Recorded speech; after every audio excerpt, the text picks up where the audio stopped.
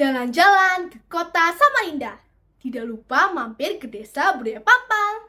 Selin punya cerita legenda. Daripada bengong, yuk dengerin Selin mendongeng.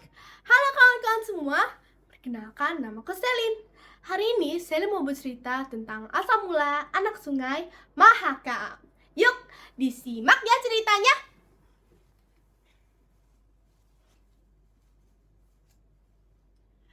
Dahulu, sekitar hulu sungai Mahakam, terdapat sebuah pondok besar yang dihuni oleh 3 saudara, yaitu Siluk, Ayus, dan Ongo.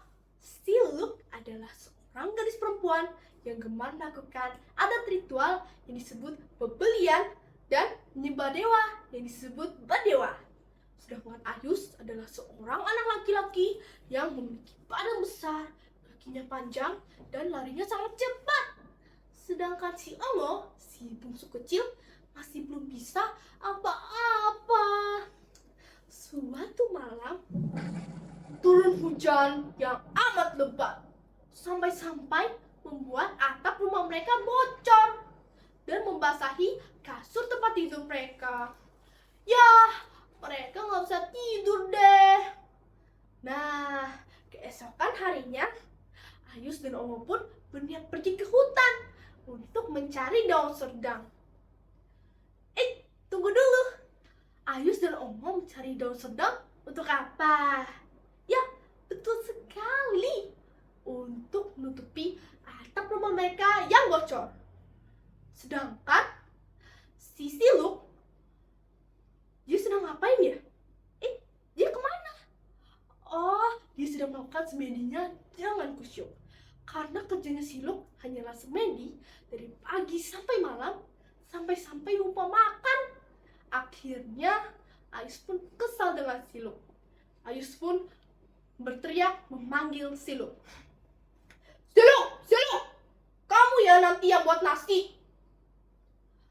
Siluk yang sedang melakukan semedinya dengan kusyuk pun kaget dan ia membalas ucapan Ayus. Iya deh, nanti aku yang buat nasi. Nah, namun sebelum Ayus dan Ongo pergi ke hutan, Siluk pun berpesan kepada Ayus. Nanti setelah kamu pulang, jangan buka tutup panci ya, oke? Iya, aku janji. Nah, setelah itu, Ayus dan Ongo pergi ke hutan, dan sementara Siluk pun mengambil beberapa daun padi, ia mencucinya, dan dimasukkan ke dalam panci yang sudah berisi air. Nah, lalu Siluk pun melanjutkan semedinya.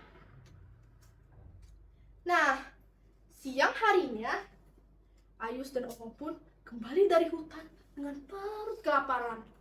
Ayus pun segera bergegas menuju dapur dan membuka tutup panci. Dia bingung mengapa dalam panci tersebut ada beberapa daun padi. Karena teringat pesan kakaknya, dia menutup pancinya kembali. Karena kakaknya sudah berpesan kepadanya untuk tidak membuka tutup panci. Nah, setelah selang beberapa waktu, Siluk pun selesai dari semedinya dan langsung menuju ke dapur untuk mengecek apakah nasinya sudah matang.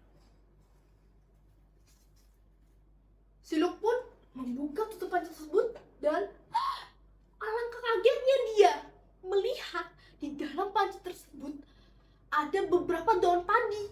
Seharusnya sudah seutuhnya menjadi nasi. Ia pun berpikir, pasti ini ulah Ayus. Ayus, sini kamu. Iya kakak. Kamu ya yang buka tutup panci ini. Iya kak, maafkan aku. Gara-gara kamu, kesaktianku jadi hilang. Karena Siluk kesal, akhirnya Siluk pun berniat pergi untuk meninggalkan rumah.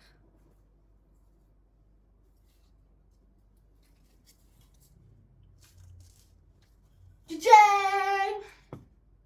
Ia pergi menggunakan rakit yang ia buat. Dan ia juga tidak lupa membawa ayam jantan kesayangannya. Siluk pergi menyusuri sungai menuju hilir. Sedangkan Ayus hanya bisa menyesal.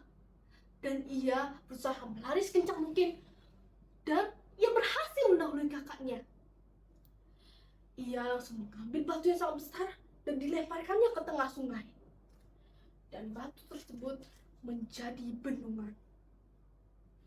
Ketika Siluk mendekati bendungan yang dibuat oleh Ayus, ia menyuruh ayamnya untuk berkokok.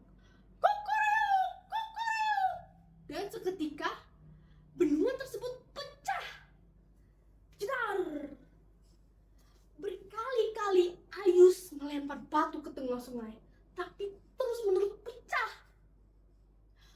Konon, menurut cerita, bendungan yang dibuat oleh Ayus tersebut menjadi jeram di hulu sungai Mahakam. Nah, karena sudah tidak ada batu yang bisa dilempar oleh Ayus, Ayus pun memikirkan cara dengan menambah kuala sungai dan membuat hutan nipah. Jeng jeng jeng. Nah, ketika Rakit Siluk melewati hutan nipah yang dibuat oleh Ayus, ia menyuruh ayamnya untuk berkokok lagi. Kokoreo, kokoreo. Dan seketika hutan nipah yang dibuat oleh Ayus pun hancur. Jerat. Nah, lalu terbentuklah aliran-aliran sungai yang disebut Kuala Berau, Kuala Bayur, dan sejumlah deta di Kuala Mahakam. Nah, lalu Siluk pun berkata kepada Ayus, Sudah, hentikan semua ini. Meskipun kamu menghalangiku, aku akan tak pergi. Biarkan aku mendekatkan diri dengan Hyang Dewata. Aku akan berdewa dan bermulia di sana. Aku juga akan mendoakanmu dan adikmu dari sana. Biarkan aku pergi. Lalu tiba-tiba Siluk pun menghilang dan muncul di pusat air. Akhirnya Ayus pun hanya bisa menyesal dan bisa melihat kakaknya dari kejauhan. Tamat. Nah, teman-teman, apa cerita dan pesan moral dari kisah tadi? Nah, betul sekali, tidak boleh melanggar janji. Nah, sebagai penutup, Selin mau nyanyi nih. Samarinda tepi yang Mahakam, tersohor di seluruh Kalimantan. Sekian cerita dongeng hari ini. Selin pamit, sampai jumpa lagi. Dadah teman-teman semua.